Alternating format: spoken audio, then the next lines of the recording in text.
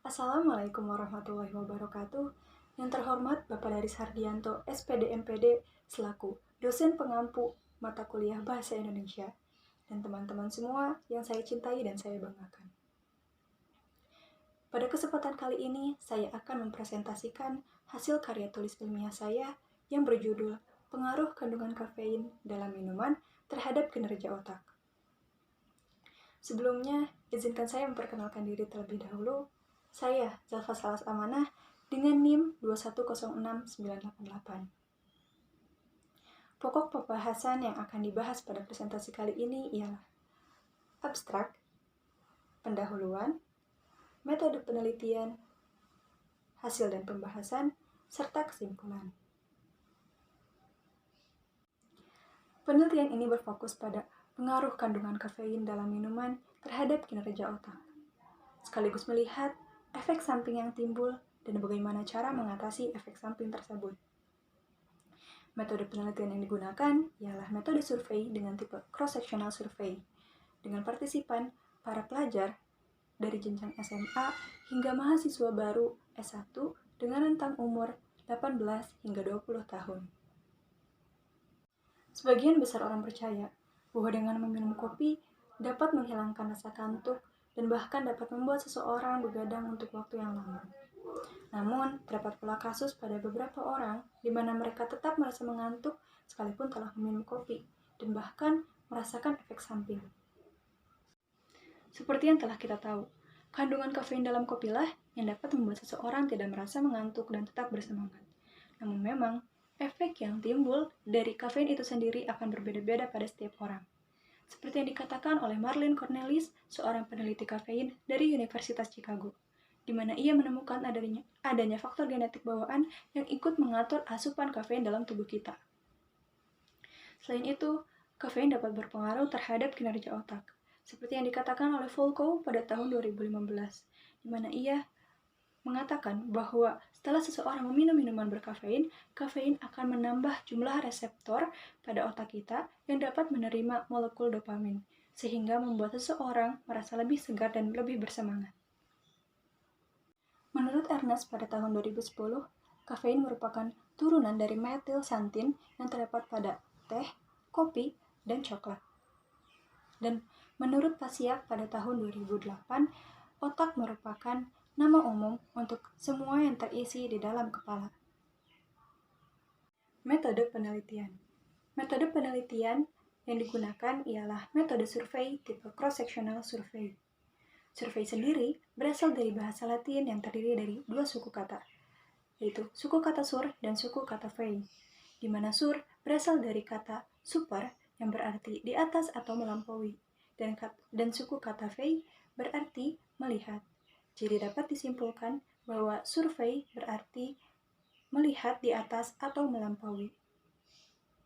Instrumen yang saya gunakan ialah pertanyaan berupa kuesioner yang disebarkan kepada para partisipan melalui Google Form. Adapun prosedur pada metode survei ini yaitu membuat pertanyaan terkait pengaruh kandungan kafein terhadap kinerja otak dan juga beberapa pertanyaan terkait rumusan masalah pada penelitian ini.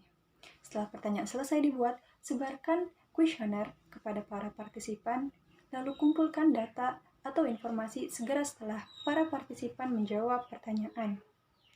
Setelah data lengkap, lakukan kelola data dan siapkan untuk dilakukan analisis.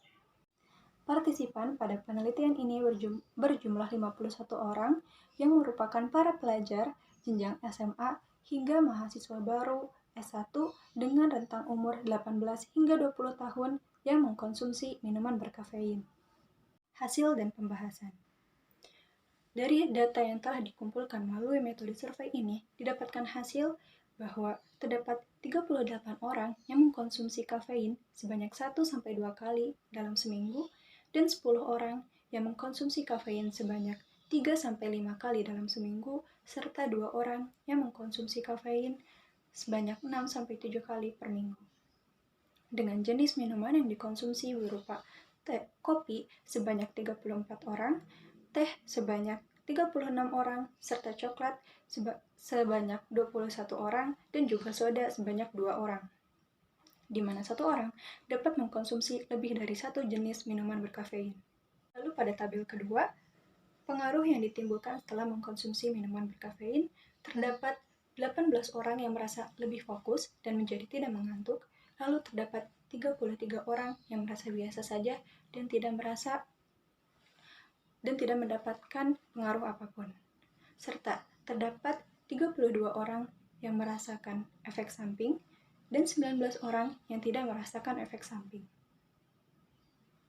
Kesalahan yang pertama, pengaruh kandungan kafein terhadap kinerja otak. Dari 51 responden, mayoritas meminum minuman berkafein sebanyak 1-2 kali dalam kurun waktu 1 minggu. Dan dominan meminum jenis minuman teh. Dari keseluruhan responden, mayoritas tidak merasakan pengaruh dari kafein. Hal ini berlawanan dengan teori yang dikemukakan oleh Volkow, di mana setelah seseorang meminum minuman berkafein, kafein akan menambah jumlah reseptor pada otak kita yang dapat menerima molekul dopamin sehingga membuat seseorang merasa lebih bersemangat dan juga lebih fokus. Ketidakselarasan antara hasil data yang didapat dengan teori Volkow ini bisa disebabkan karena adanya variabel lain seperti faktor genetik bawaan. Seperti yang dikatakan oleh Cornelis pada tahun 2015, bahwa faktor genetik bawaan ikut mempengaruhi asupan kafein dalam tubuh kita. Rumusan permasalahan yang ketiga, cara mengurangi efek samping dari kafein sehingga kita dapat memanfaatkan kandungan kafein ini. Dari data informasi yang telah dikumpulkan, mayoritas responden merasakan efek samping berupa sakit perut, jantung berdebar, sering buang air kecil, dan juga merasa pusing. Hal ini dapat disebabkan karena seringnya mereka dalam meminum minuman berkafein.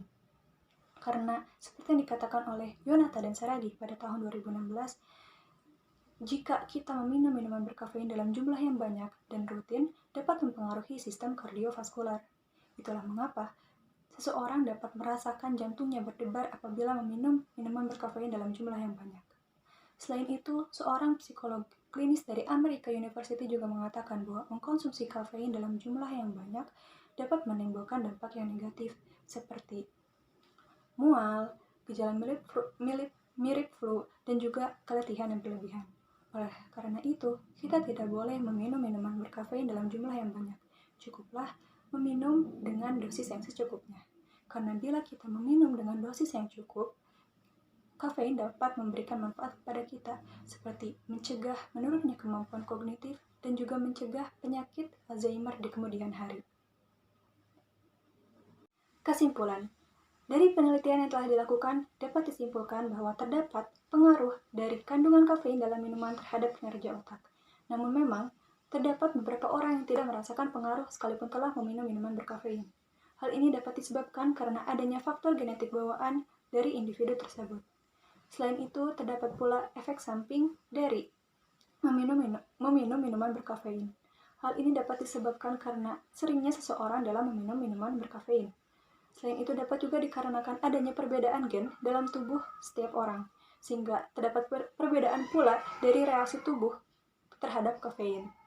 Selain itu ada juga cara untuk mengatasi efek samping dari kafein itu, yaitu dengan mengurangi jumlah konsumsi kafein.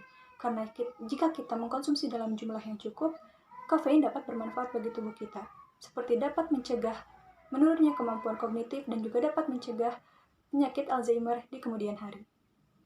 Sekian presentasi artikel ilmiah saya. Mohon maaf apabila ada kesalahan.